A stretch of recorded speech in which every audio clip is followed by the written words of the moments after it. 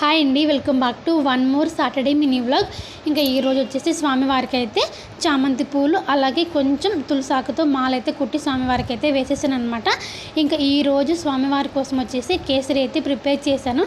నాకు స్వీట్స్ పెద్దగా చేతగావు, నాకు వచ్చిందల్లా కేసరి లేదంటే ఒక చిన్న అంటే పాయసం అనమాట. ఆ రెండు మాత్రం కొంచెం బాగా చేస్తాను, ఇంక మిగతా స్వీట్స్ ఏం పెద్దగా రావు.